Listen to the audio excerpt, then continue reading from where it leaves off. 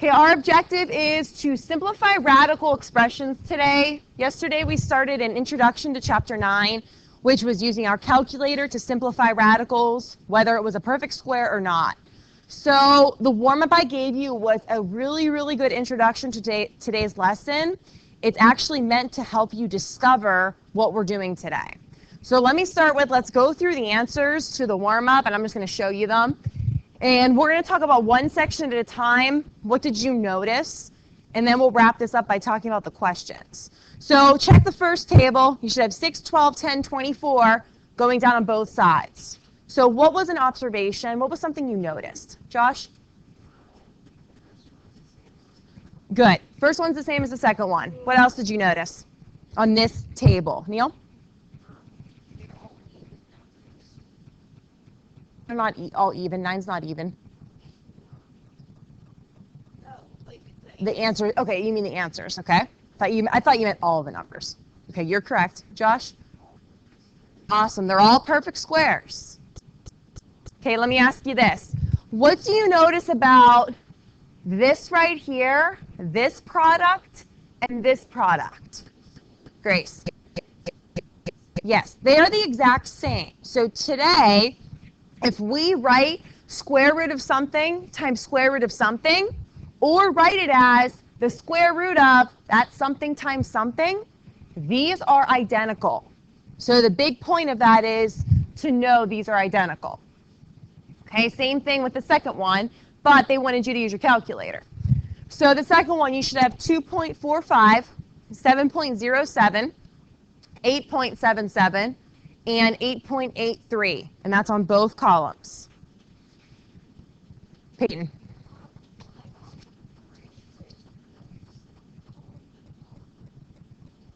Probably because you typed it on your calculator wrong.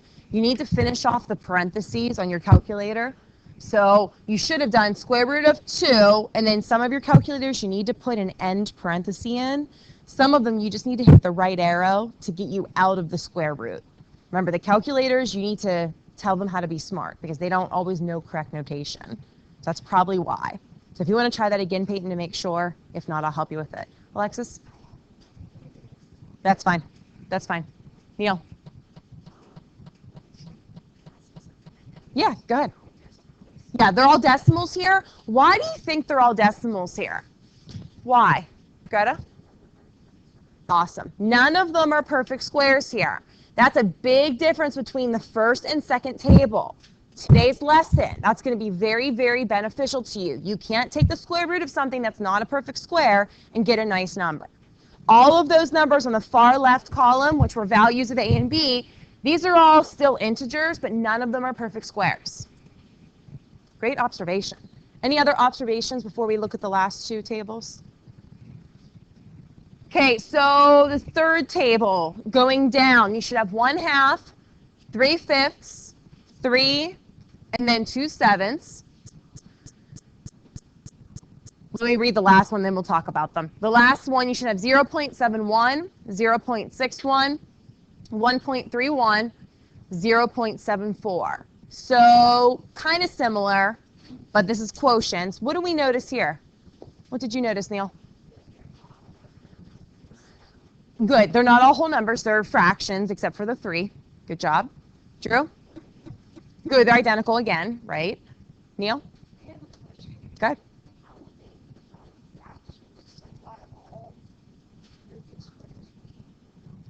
Not if you have, Neil, a perfect square in the numerator and in the denominator. You're thinking of just one perfect square. If you have a quotient of perfect squares, you cannot always simplify them to be an integer. Okay? Camille? Yes. Not what? Oh, yes. If you have decimals, that's fine. Okay, so what do you notice between square root of A over square root of B and square root of A over B? Nathan S.? They're the same thing, and that's also a big part of today's lesson. You're allowed to take the square root of A over B and separate it to be square root of A over square root of B. There's something in Algebra 2 called rationalizing the denominator, because you cannot leave a square root in the denominator.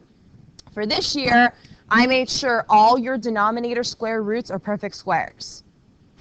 Okay? So never ever leave a square root in the denominator that's not a perfect square. Gio.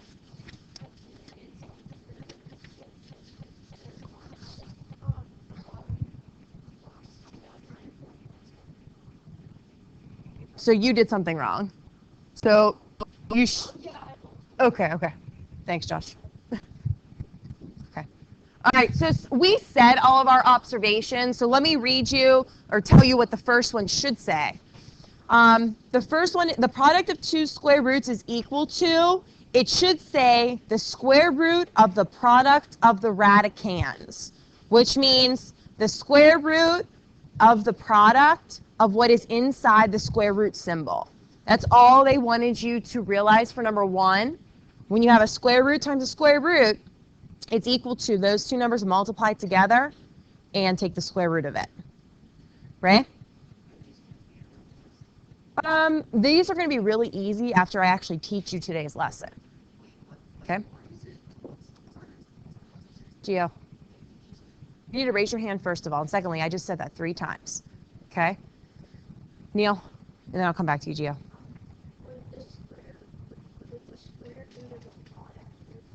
Yes, definitely.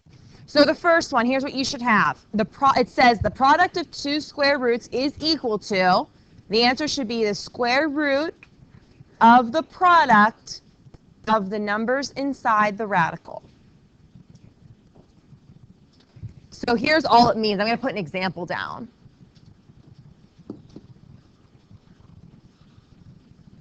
This is what it means. Square root of 4 times square root of 9 is equal to square root of 36. That's what that means. Same thing as mushing them together and writing them in one square root. Okay, the second one, the quotient of a square root and a non-zero square root is equal to, so what would you say for this one? The quotient of a square root and a non-zero square root is equal to, Grace?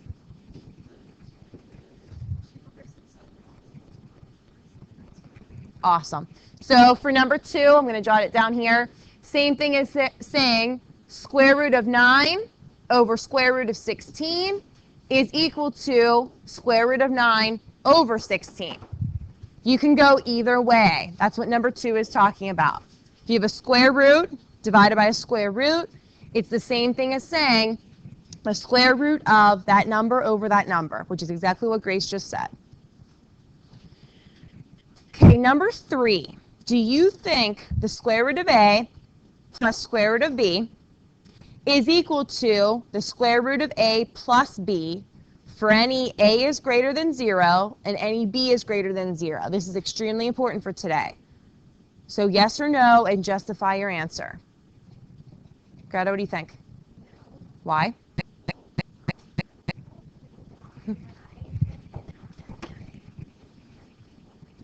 Awesome. That's perfect. All you need to do is plug numbers in. Gio, you want to add to that?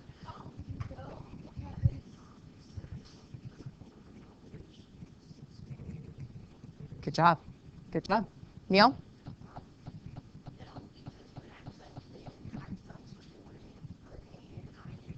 Mm-hmm. Yep. Not the same. Correct. So here's the biggest reason.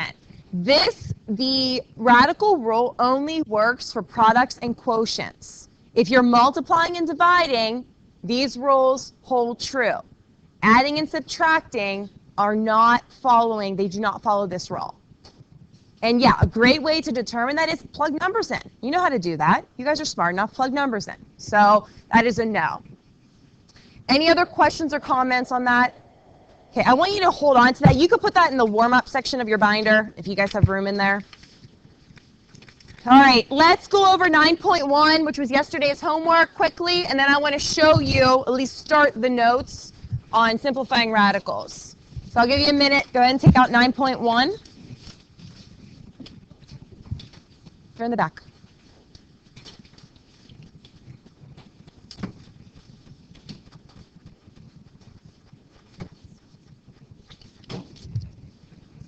Okay, while you're taking that out, Alexis, what is the square root of 121? Good, 11. Jackie, what is the square root of 225? Good, 50. I'm just randomly asking you guys. Skylar, 9 squared is? Good. Ray, square root of 400 is? Square root of 400. That without your calculator. 20. Okay. Shane, 13 squared? Good. 169. Greta, square root of 196? Yep, 14. Let's see. Joseph, 10 squared? Good, 100. Amberly, 7 squared? Good, 40. I'm just randomly asking you guys. Abigail, I know you weren't here, but square root of 1? Good. 50 squared. Nathan S.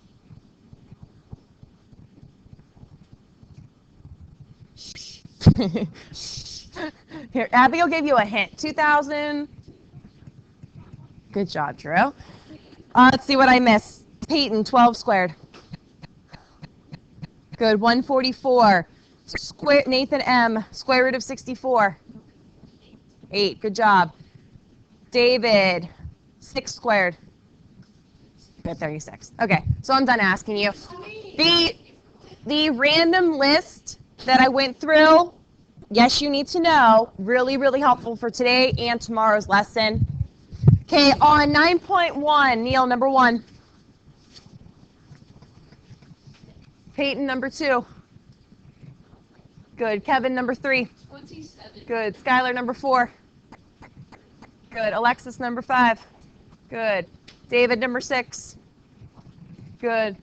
Greta, number 7. Good. Number 8, Mike. Good. Number 9, Grace. Drew, number 10. Ray, 11. 12, Nathan S. Oh, you didn't have packets. Camille, number 12. Good. 13, Michelle. Good. 14, Amberly. Negative 3.5. Nathan M, 15. Oh, yeah, that's right. I forgot. David. Good. Yep, 10.1. Shane, 16.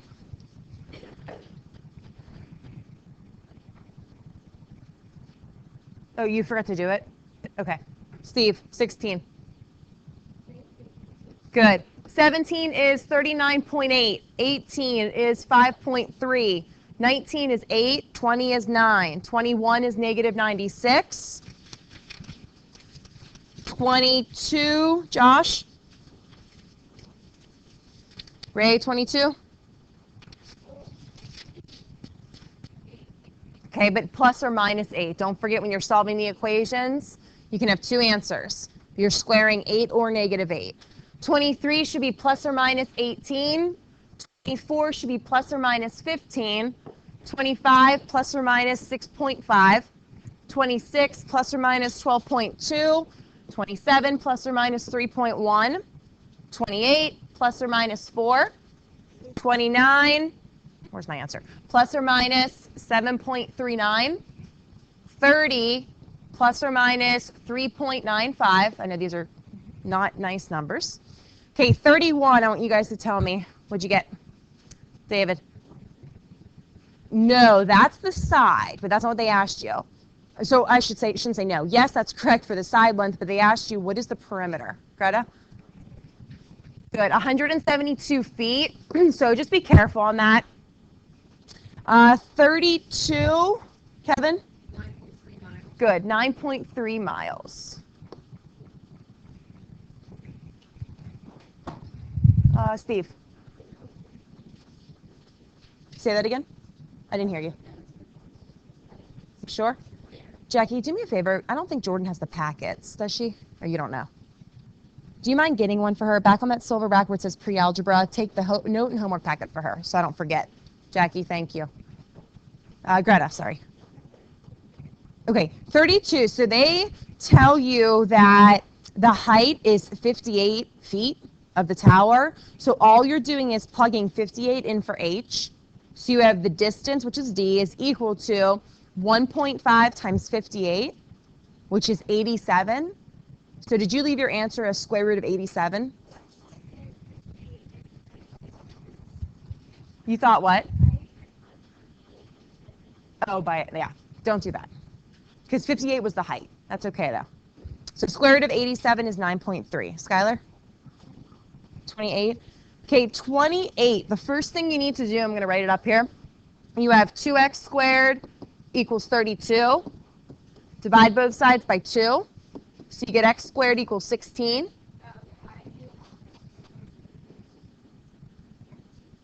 Okay, yeah, divide first, then square root. So you get x is plus or minus 4. You okay? Anyone else on that homework? Grace? Yeah.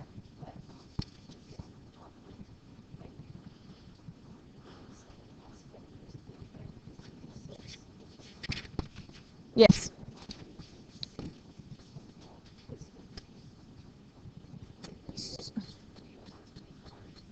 Yes, add 25 first, and then after you do that, divide by 11, and then square root both sides. So when you're solving an equation, it's kind of like order of operations are backwards. When you're simplifying an expression, that's when you follow order of operations in from top to bottom. Does that make sense? You sure? Okay. Okay, I just went over that, Ray. So one more time. Distance is equal to square root of 1.5h is the formula they gave you. And they told you that h is 58. So plug 58 in for h. So you have square root of 1.5 times 58, which is 87. So distance equals square root of 87, which is 9.3. Okay, Gio?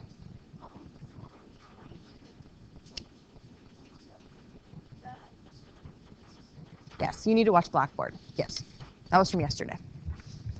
Anyone else, David? 29.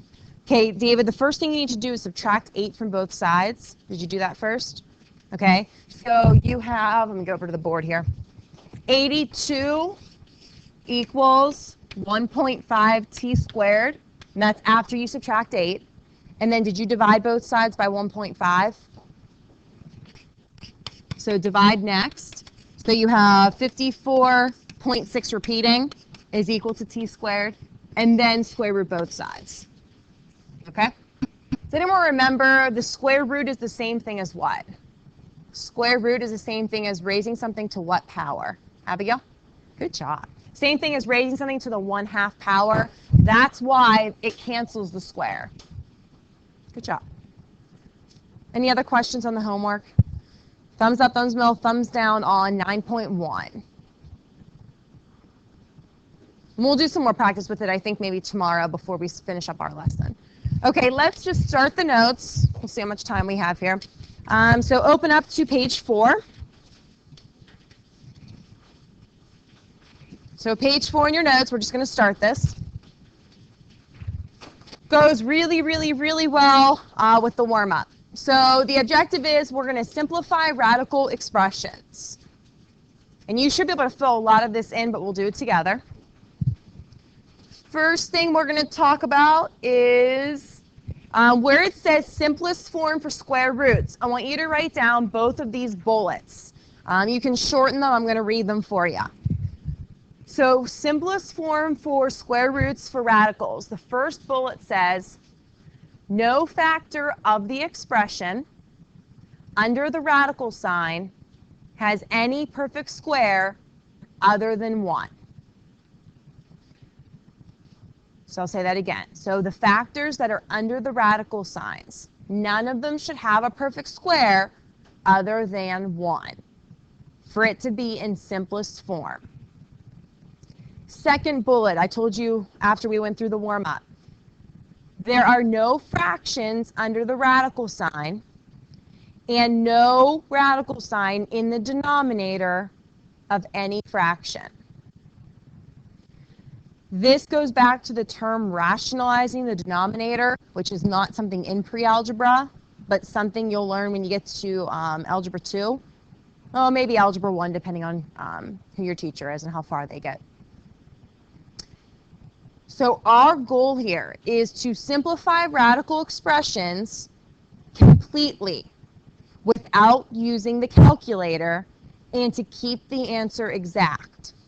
The first question that you're always going to ask yourself is there a perfect square that goes into this number? And we're going to break it down.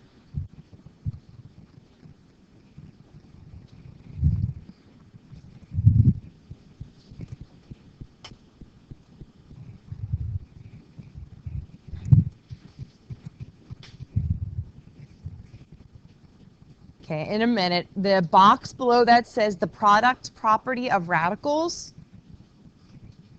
And this is exactly what we did on the warm-up.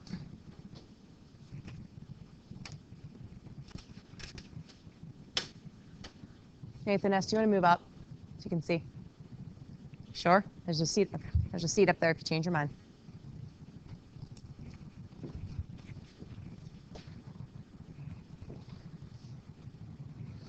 Okay, so the box under that says, which is the warm-up, we'll call this is exactly the same.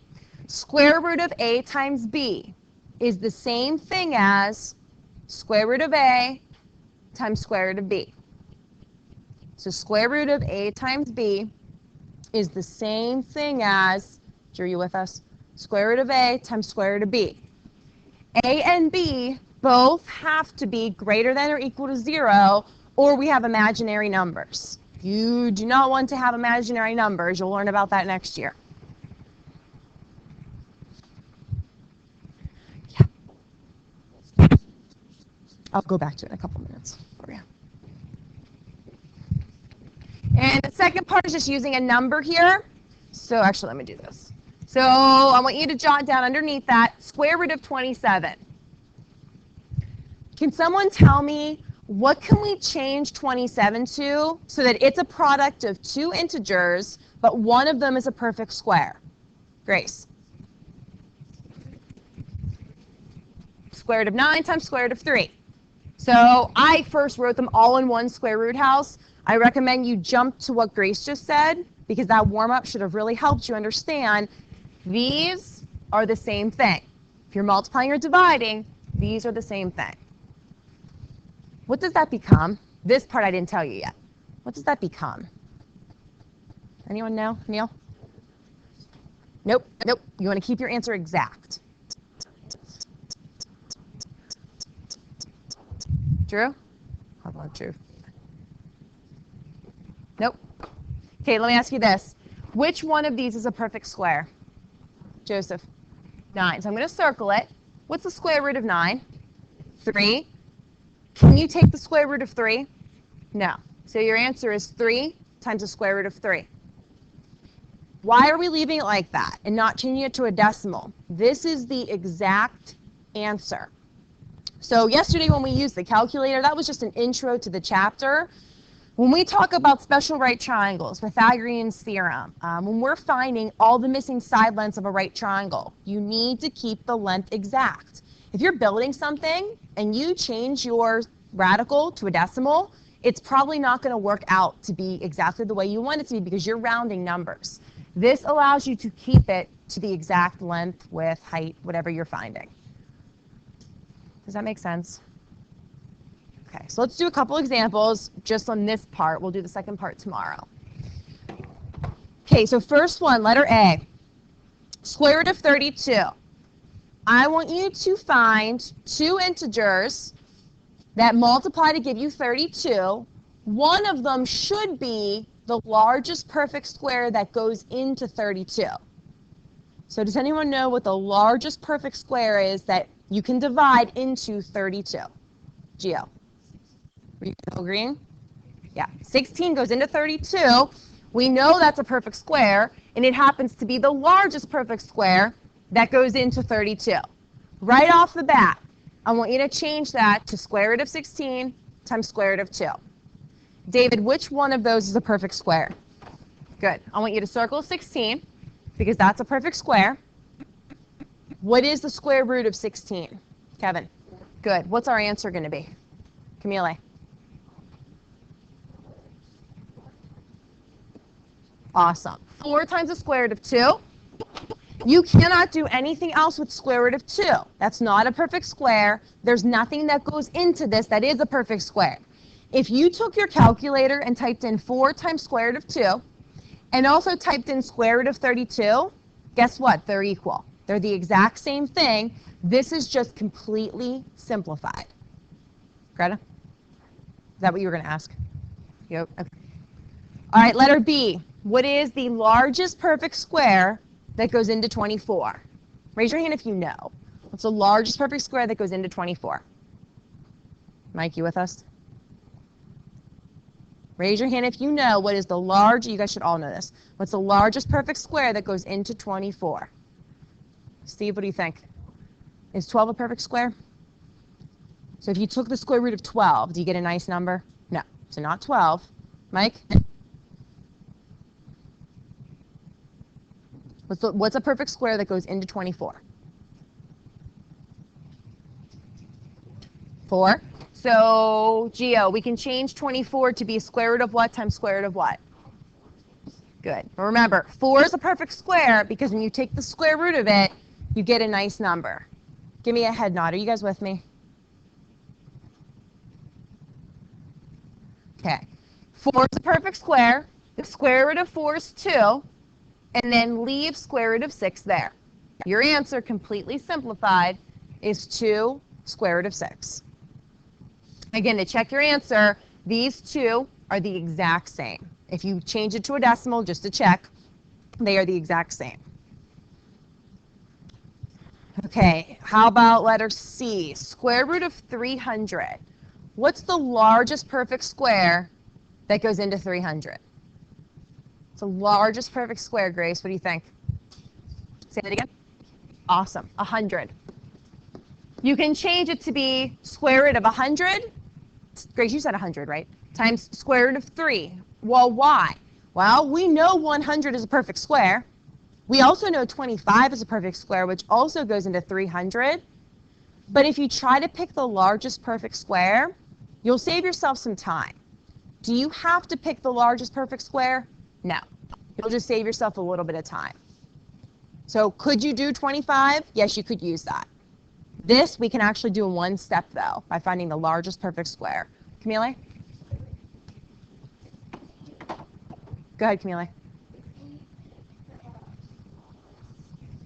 So give me an example. What did you pick? Okay. That would probably be about 3 or 4 steps. Do you want to do it that way? Okay. You can't. It'd be the exact same way. Okay, Neil, so tell me what the first step would be.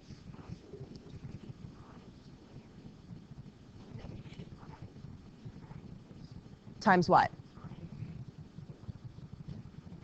Not times 4. 12. So watch, let's do it both ways. So let me go back to Grace's way. Square root of 100 is 10. So we have 10 square root of 3. So that's our answer. So I'm going to leave that over there.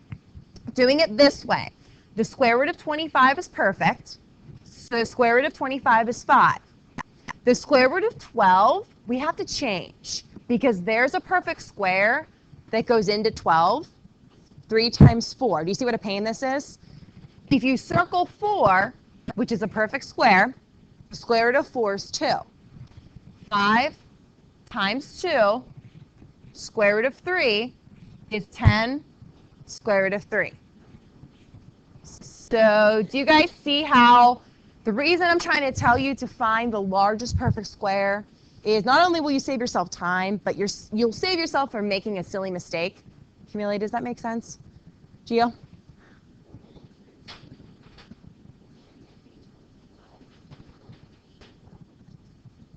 Square root of 25 times square root of 11. Yep, but we're not going to do that one. No, this is a second way to do letter C. Okay, one more. Let's look at letter E. This one should be easy. What's the square root of 25x squared? Kevin? How'd you get that?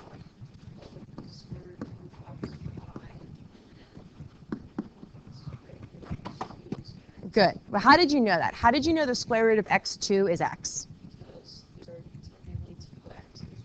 Good. Good job. The square root of any variable squared always cancels out the square, always. So those are gone. Same thing as saying x squared to the 1/2 power is just x. So your answer there is just 5x. I'm going to do a lot more with variables tomorrow. Any questions, Shane?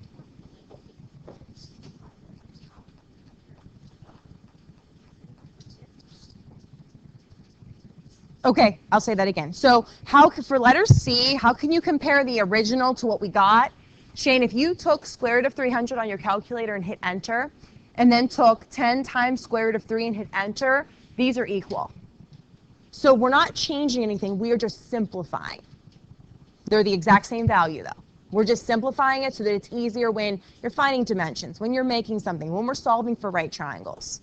And you'll see more application as we move on through the chapter. Very good question. Anyone else? Okay, open up to 9.2. I just want you to try some of them. Let me look at it though. So practice 9.2.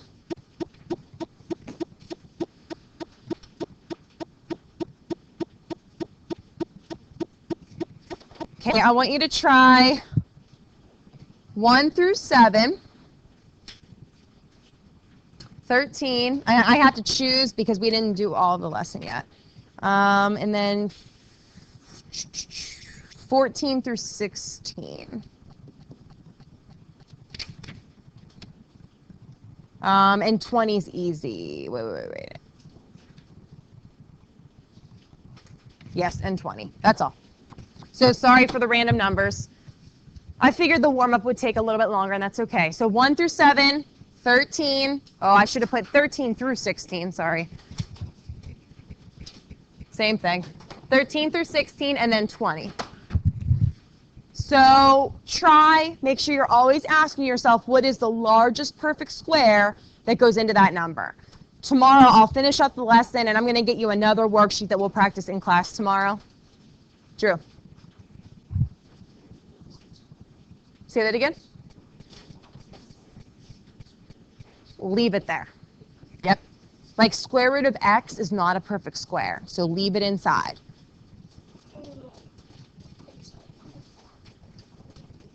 You would change it to be square root of 9 times square root of 13 times square root of f.